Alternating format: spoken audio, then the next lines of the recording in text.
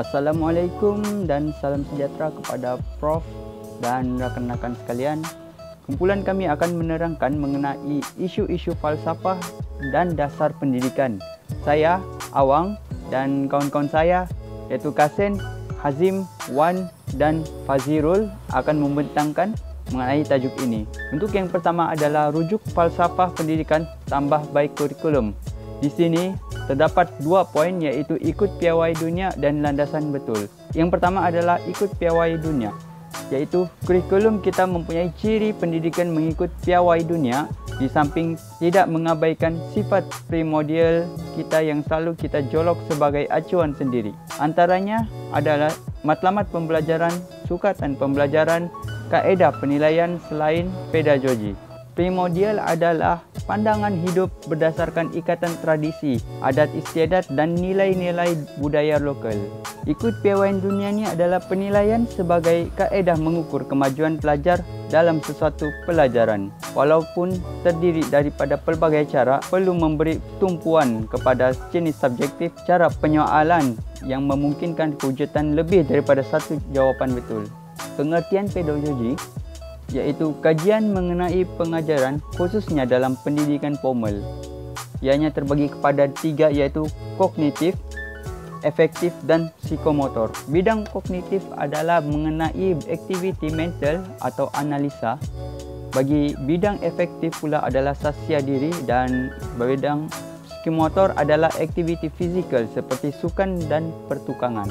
Perumpamaan yang kita boleh buat mengenai 3 bidang ini adalah yang pertama, untuk bidang psikomotor, apabila seorang guru ingin mengajar seorang pelajar menulis, dia perlu mengajar pelajar itu cara memegang pensel, iaitu bidang psikomotor. Bentuk huruf dan maknanya, iaitu bagian kognitif, dan harus memupuk minat untuk belajar menulis, iaitu bidang efektif, iaitu sasia diri. Okey, poin seterusnya adalah landasan betul. Kita berada di landasan Pelan Pembangunan Pendidikan Malaysia 2013 sehingga 2025, iaitu anjakan ke-9, dan pendidikan tinggi iaitu bermula pada 2015 sehingga 2025, iaitu lonjakan yang ke-7. Seterusnya adalah kemahiran abad ke-21 iaitu menekankan kepentingan kemampuan berfikir pada aras lebih tinggi. Seterusnya adalah revolusi industri 4.0 bermaksud mementingkan pengetahuan media serta maklumat, komunikasi dan teknologi.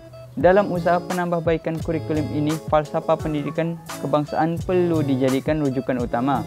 Ini penting agar sesuatu pembaharuan pendidikan itu baik dari sukatan pelajaran maupun pedagogi dilakukan mengikut filsafat bahawa perlu adanya gabungan seimbang lagi harmonis antara intelek, spiritual, emosi dan jasmani yang didasari kepercayaan dan kepatuhan kepada Tuhan.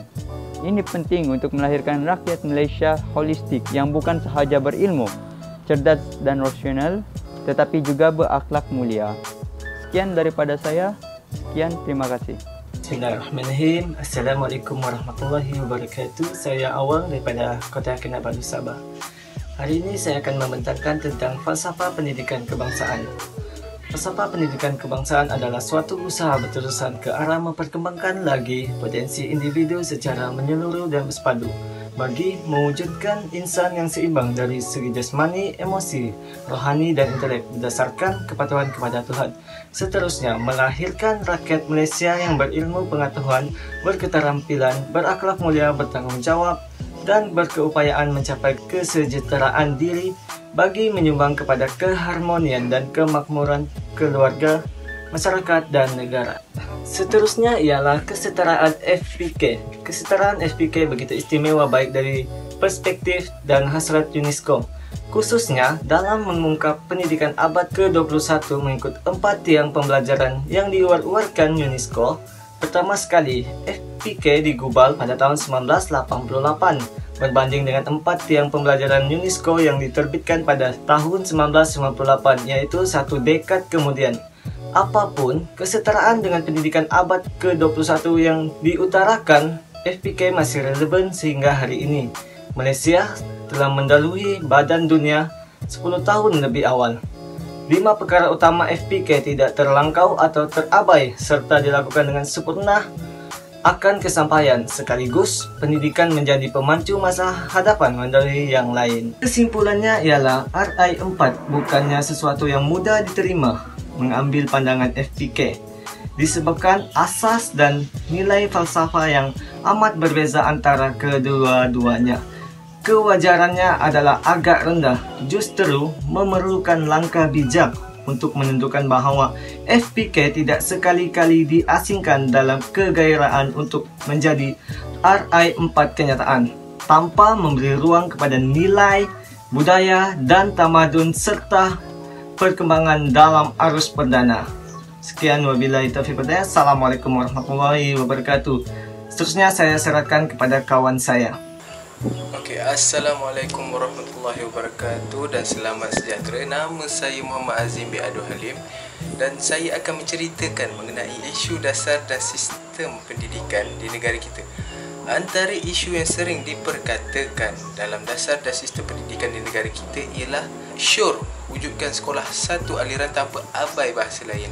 Sekolah ini ia merupakan satu model persekolahan yang baru yang dirangka bagi mengelakkan pengasingan etnik. Kerajaan perlu mewujudkan sekolah kebangsaan satu aliran yang mana ia menggunakan bahasa Melayu sebagai bahasa pengantar tanpa mengabaikan bahasa-bahasa lain seperti bahasa Cina, bahasa Tamil dan bahasa-bahasa etnik lain.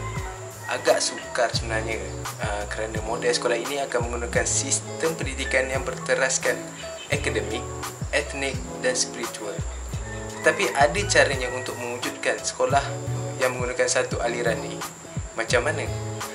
Dengan cara mewujudkan konflik. Apa itu konflik? Konflik itu masalah. Tindakan dengan menutup sekolah vernacular yang menggunakan bahasa ibunda mereka sebagai bahasa pengantar tentu tidak akan dipersetujui oleh ramai pihak, terutamanya pengelola sekolah tersebut. Sebagai contoh, sekolah jenis kebangsaan Cina iaitu SJKC yang dah berusia lebih 200 tahun di negara kita. Ini salah satu cara untuk mewujudkan konflik dalam usaha membangunkan sekolah satu aliran. Ada perkara buruk dan ada perkara yang baik.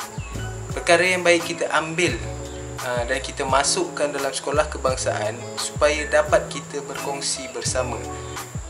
Contohnya bahasa Cina.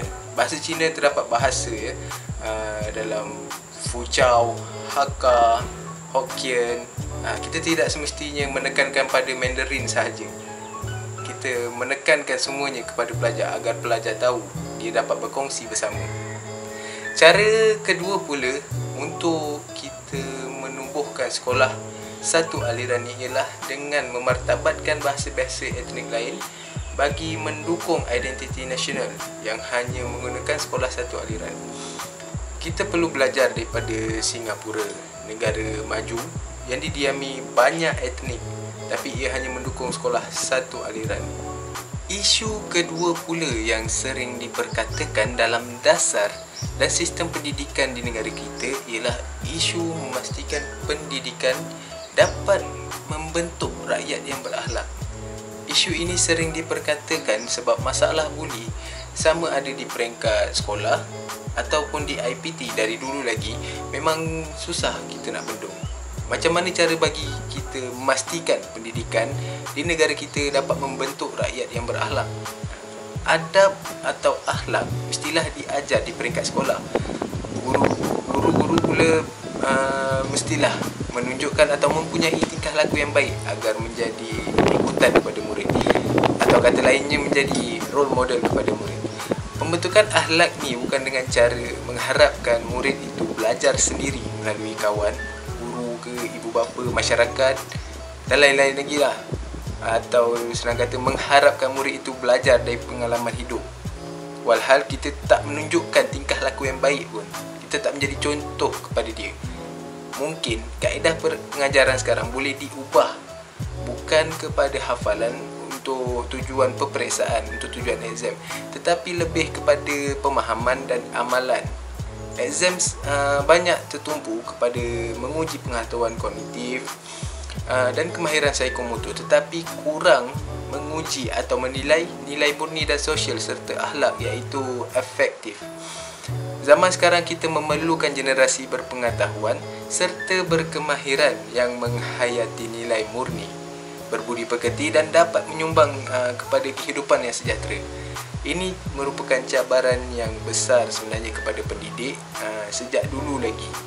Warga pendidik tak seharusnya kecewa dengan kegagalan, tetapi seharusnya membiarkan kegagalan itu menjadi cabaran untuk kita terus berusaha mencari cara yang terbaik. Kita pergi kepada poin yang seterusnya, iaitu pembangunan anak bangsa. Okey, di bawah pembangunan anak bangsa ni, poin yang pertama, dia bukan hanya mementingkan kepada satu aspek sahaja. Poin yang kedua di sini, dia mementingkan daripada aspek kecendekian, kerohanian, emosi, jasmani, kepercayaan kepada Tuhan pada setiap masa. So, di bawah pembangunan anak bangsa ni, terhasilnya satu organisasi iaitu STEM. STEM ni bermaksud sains, teknologi, kejuruteraan dan matematik. So, STEM ni pada dahulunya diberi nama sebagai STEM. So, sekarang ditukarkan kepada STEAM. STEAM. So, STEAM ni bermaksud sastra dalam kurikulum yang tidak memfokuskan sains dan teknologi sahaja. So, kalau boleh kita lihat, yang dulu STEAM tu dia ada sains dan teknologi sahaja. So, yang STEAM ni pula, EAM ni dicakap dia menambahkan sastra, ilmu sastra dalam kurikulum. So, dia tak mementingkan semata-mata kepada sains dan teknologi. So, poin yang terakhir, penerapan nilai murni pada mata pelajaran bahasa, sastra, sejarah, teknologi dan dapat dipraktikkan dalam kehidupan seharian sebagai bangsa Malaysia. So, dengan adanya STEAM ni, guru-guru akan mengajar kepada murid-murid bagaimana penerapan nilai murni dapat diwujudkan dalam kehidupan seharian mereka. So, kita pergi kepada poin yang seterusnya, iaitu bahasa Melayu. Kalau kita tahu melalui sejarah, bahasa Melayu ini pada zaman dahulu dikenali sebagai lingua franca. And then kita pergi kepada poin yang pertama, iaitu bahasa Melayu merupakan bahasa utama di Malaysia. So, seperti kita tahu, kesemua rakyat Malaysia yang berada di sini menggunakan bahasa Melayu untuk bertutur dalam kehidupan seharian mereka. So, poin yang kedua, digunakan dalam semua kegiatan tinggi termasuklah pendidikan. So, untuk pengetahuan semua, bahasa Melayu ini juga digunakan di sekolah ataupun SJKC, sekolah jenis kebangsaan Tamil. Guru-guru menggunakan bahasa Melayu untuk mengajar anak-anak bangsa India, bangsa Cina, supaya mereka memahami dengan lebih mendalam apa itu bahasa Melayu dan serba boleh dalam bertutur bahasa Melayu untuk memudahkan mereka menjawab dalam peperiksaan. So, untuk yang poin yang ketiga, tidak boleh dianggap sebagai simbolisme.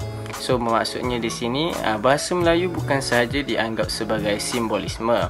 Malah warga asing ataupun pendatang asing datang ke Malaysia semata-mata untuk bertutur ataupun bercakap dalam bahasa Melayu kerana keunikan bahasa Melayu itu sendiri. So, poin yang keempat, sebagai alat kemajuan. So, sebagai alat kemajuan ini bermaksud, seperti kita tahu, semasa kita ingin menonton televisyen ataupun movie dalam bahasa Inggeris, kita boleh mendapatkan translator bahasa Melayu. Itu pun salah satu daripada sebagai alat kemajuan, di mana movie tersebut dalam bahasa Inggeris and then kita boleh translatekan dia menjadi bahasa Melayu sebagai perkataan-perkataan apa yang movie itu cakap. So, yang kelima iaitu bahasa perpaduan.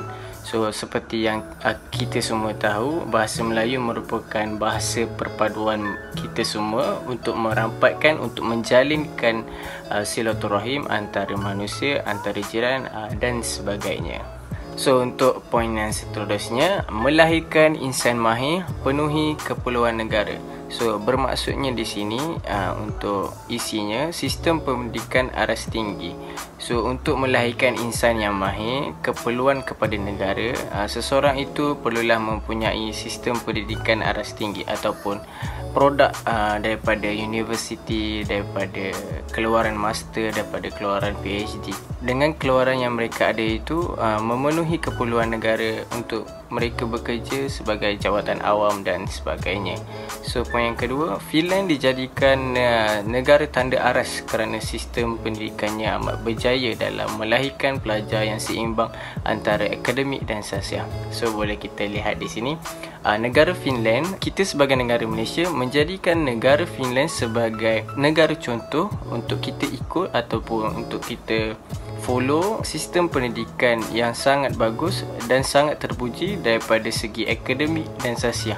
Mereka mengeluarkan ataupun melahirkan diorang punya produk dari segi para pelajar mereka dilengkapkan dengan akademik dan sosial sama rata. So kita pergi poin yang ketiga. Malaysia mengambil langkah awal dengan memasukkan peperiksaan tahun 1 hingga tahun 3 bermula daripada tahun hadapan. So poin ini mengatakan bahawa kita punya proses sistem pendidikan kita telah mengambil langkah awal untuk tidak mengadakan peperiksaan untuk tahun 1 hingga tahun 3. So dekat sini kita punya sistem pendidikan dapat mengurangkan pembelajaran mereka dengan memasukkan peperiksaan untuk pelajar-pelajar tersebut. So poin yang keempat dekat sini, kefasihan murid bertutur dalam bahasa Melayu dari pelbagai kaum membantu mereka menjayakan perancangan Kementerian Pendidikan Malaysia. So dekat sini pelbagai sekolah yang kita tahu ada dekat Malaysia ni seperti sekolah menengah, sekolah rendah, SJKC, SJKT. So murid-murid ataupun guru-guru di seluruh Malaysia berusaha sedaya upaya mengajar murid-murid mereka untuk bertutur dalam bahasa Melayu walaupun berlainan bangsa. So kita dapat lihat guru-guru di Serata Malaysia mengajar anak murid mereka berlainan bangsa seperti bangsa India, bangsa Cina dan bangsa-bangsa lain bertutur dalam bahasa Melayu bagi memudahkan mereka untuk menjawab peperiksaan. So poin yang terakhir, proses pendidikan juga akan memupuk nilai murni supaya boleh diterapkan dalam kehidupan seharian. So poin yang terakhir ini biasa diusulkan ataupun biasa dibicarakan kerana selalunya apabila pelajar itu pergi ke sekolah, mereka akan mendapatkan ataupun mereka tahu sendiri bagaimana untuk menerapkan nilai murni yang telah ditunjukkan oleh guru-guru mereka di sekolah dan dilakukan di luar sekolah dalam kehidupan seharian mereka. So untuk poin saya yang terakhir dekat sini yang perlu saya bincangkan ataupun yang perlu saya terangkan, iaitu guru Malaysia antara guru yang paling berdedikasi di dunia. Boleh kita lihat dekat slide. Bancian Pendidikan Global menyatakan guru di Malaysia paling berdedikasi bagi memastikan pelajar mereka mencapai kecemerlangan. Sistem bancian global telah memberi penghormatan kepada negara Malaysia. Mereka mengatakan bahawa guru di Malaysia adalah guru yang paling berdedikasi dalam memastikan pelajar mereka mencapai kecemerlangan. So poin yang kedua, penilaian pendidikan antarabangsa Universiti Cambridge berkata 70% guru di Malaysia ini menyukai pekerjaannya dan mempunyai ganjarannya tersendiri. So kebanyakan guru yang berada di Malaysia, mereka suka akan kerja yang mereka buat pada setiap hari untuk mengajar anak murid mereka untuk mendapat keputusan yang cemerlang, untuk menjadi orang yang berguna kepada negara, bangsa dan sebagainya, dan mempunyai ganjaran yang tersendiri. So seperti kita tahu, ganjaran tersendiri ini bermaksud ganjaran daripada Tuhan ataupun Allah Subhanahu Wa Taala, iaitu ganjaran akhirat. So yang ketiga, bancian juga mendapati 3/4 guru membuat kelas tambahan untuk anak muridnya bagi membantu untuk mereka mendapat keputusan yang baik. So dekat sini, kebanyakan guru yang berada di Malaysia akan membuat kelas tambahan apabila jadual sekolah telah habis. Contohnya, jadual sekolah itu habis masa pada pukul 2.30 petang. And then guru akan beritahu murid, so kita hari ini ada kelas tambahan. Dengan cara ini, guru membuat kelas tambahan tanpa bayaran lebihan. So dia membuat kelas tambahan secara sukarela bagi membantu murid mereka mendapat keputusan yang terbaik dalam peperiksaan seperti SPM ataupun PT3.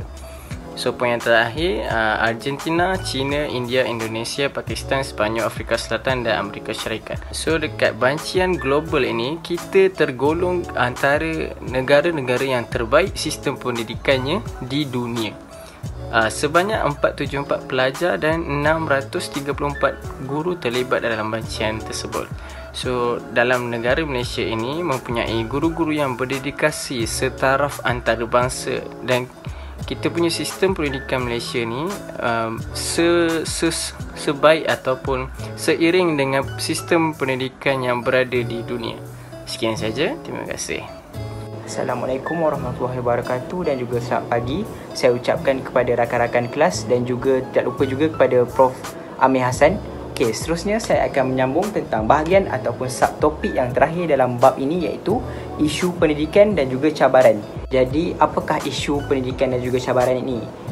Isu pendidikan dan cabaran ini merupakan salah satu halangan yang pihak guru perlu tempuh apabila berada di kawasan sekolah nanti. Jadi, perkara ini mempunyai 10 maklumat. Cabaran yang pertama adalah pelajaran terlalu berfokuskan pencapaian dan peperiksaan semata-mata. Hal ini disebabkan sistem pendidikan yang terlalu berorientasikan pencapaian, dan perkara ini akan menyebabkan perkembangan murid secara maksimum akan terhalang dan juga gagal membangunkan murid secara holistik, seimbang, bersepadu dan juga harmoni dari aspek komponen emosi, rohani, jasmani dan juga intelek. Cabaran yang kedua adalah pendidikan berterusan, di mana dalam cabaran ini pembelajaran yang tiada kesinambungan di antara core kurikulum dan juga akademik, dan juga di antara sekolah dan juga rumah. Selain itu, dalam cabaran ini juga melibatkan pelajar terlalu terikat dengan jadual waktu, bilik darjah, kawasan sekolah dan juga peraturan. Terusnya dalam cabaran yang ketiga, iaitu di mana murid-murid mempelajari mata pelajaran secara terpisah, dan perkara ini akan menyebabkan murid-murid gagal untuk menyepadukan hubungan antara mata pelajaran dengan ilmu, pengetahuan antara mata pelajaran dengan kehidupan, kefahaman tentang isu-isu dan penyelesaiannya, dan keintelektuan dan aspek keinsanan dan kemanusiaan. Keempat adalah kesejahteraan dan kemakmuran. Pendidikan menggalakkan persaingan. Jadi di sini hilanglah perasaan kerjasama dan tolong-menolong. Dan apabila persaingan itu timbul, murid-murid yang mendapat markah yang tinggi sahaja akan mendapat pujian dan perhatian daripada pihak sekolah. Jadi bagaimana pula dengan murid-murid yang mendapat markah rendah? Sekolah dan juga rumah merupakan dua institusi yang berasingan. Guru dan ibu bapa tiada komunikasi dan perhubungan untuk sama-sama membantu pendidikan murid-murid. Pendidikan di sekolah tidak menekankan aspek kemanusiaan dan kemasyarakatan. Ini adalah cabaran bahasa pengantar. Bahasa pengantar yang berbeza mengikut sekolah jenis seperti sekolah India dan juga sekolah Cina akan menyebabkan penguasaan terhadap bahasa kebangsaan itu sendiri pudar. Jadi di sini apabila murid-murid belajar satu bahasa dan terlalu fokuskan bahasa-bahasa yang difokuskan oleh satu sekolah tersebut, mereka tidak pandai ataupun tidak mahir ataupun tidak menguasai bahasa kebangsaan itu sendiri. Seperti pepatah, bahasa jiwa bangsa, runtuh bahasa musnahlah bangsa, bangsa Malaysia tidak dapat mendunia. Seterusnya, cabaran yang keenam iaitu cabaran sekolah vernacular. Okey, di sini apabila kita tengok pemisahan murid-murid daripada peringkat umur yang awal seperti sekolah kebangsaan, sekolah jenis kebangsaan daripada China dan juga India, kita dapat lihat pemikiran dibentuk. Ini akan menyebabkan membentuk pemikiran yang boleh menjarakkan integrasi kaum. Seperti apabila kita tengok dari kecil lagi diorang dah dipisahkan, jadi senang timbul isu perkauman tu senang. Kanak-kanak perlu dipadukan sejak kecil untuk saling memahami budaya antara kaum melalui aktiviti sosial dan komunikasi. Cabaran yang ketujuh adalah pelajar hanya belajar untuk lebih mengetahui. Okey, di sini ada 7 poin. Poin yang pertama adalah pendidikan terlalu berorientasikan akademik. Yang kedua adalah terlalu terikat dengan silibus. Yang ketiga adalah pergantungan ilmu terhad kepada buku teks. Yang keempat adalah hilangnya keseronokan belajar. Yang kelima, murid dianggap sebagai tin kosong yang perlu diisi. Yang keenam adalah ruang murid berkreatif dan kritis terhad. Dan yang terakhir adalah hanya guru yang betul dan bijak. Okey, cabaran yang ke-8 adalah cabaran untuk meningkatkan kemahiran. Okey, di sini ilmu dan kemahiran tidak bersepadu. Contohnya apabila guru mengajar mata pelajaran sejarah. Tapi okey, contohnya macam ni. Guru dia bagi murid isi nota, isi tempat kosong. Dia bagi nota untuk isi tempat kosong. Soalan dia untuk isi tempat kosong. tapi guru tu tak mengajar pun apa benda yang murid nak isi tempat kosong tu. Itulah contohnya. Maksudnya di sini murid tak dapat menguasai apa yang guru tu nak mengajar. Seterusnya, ruang mengamalkan dan mengembangkan kemahiran terhad. Amalan rutin dan peraturan mengekang perkembangan kemahiran pelajar. Guru gagal mencukil dan mengembangkan kemahiran belajar. Cabaran yang ke-9 ialah cabaran belajar untuk hidup lebih sempurna dan juga baik. Pendidikan gagal memperelokkan pekerti dan akhlak murid untuk menjadi insan yang sempurna.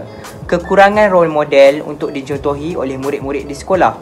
Pengasingan murid mengikut pencapaian akan melebarkan jurang antara pelajar pandai dan juga pelajar yang lemah. Jadi di sini apabila pelajar yang terkebelakang, pelajar yang kurang pandai itu, apabila mereka diabaikan oleh pihak sekolah, semestinya mereka akan merasa kurang motivasi, kurang keyakinan dan juga mudah putus asa. Pengasingan murid mengikut jenis sekolah melebarkan jurang antara kaum. Murid tidak dapat bergaul dan bertukar fikiran serta membataskan sosialisasi dan toleransi. Dan pengasingan murid mengikut jantina melebarkan jurang sosialisasi. Dan yang terakhir sekali iaitu cabaran yang ke-10, iaitu cabaran yang terakhir sekali adalah belajar untuk hidup sejahtera. Pendidikan yang berfokus terhadap akademik telah menghapuskan penerapan nilai-nilai murni dalam pengajaran dan pembelajaran. Pengasingan murid mengikut pencapaian, jenis sekolah dan jantina membataskan murid-murid untuk berperanan dan memainkan fungsi yang betul dalam kehidupan dan masyarakat. Hilangnya kemesraan, kesantunan, kesopanan dalam masyarakat dan meningkatkan budaya individualistik dalam kalangan murid. Sekian saja daripada saya dan juga kumpulan kami iaitu kumpulan 14, dan kami harapkan apa yang kami sampaikan dan kami ceritakan pada video ini amat bermanfaat untuk anda kongsikan bersama. Sekian, terima kasih. Assalamualaikum warahmatullahi wabarakatuh.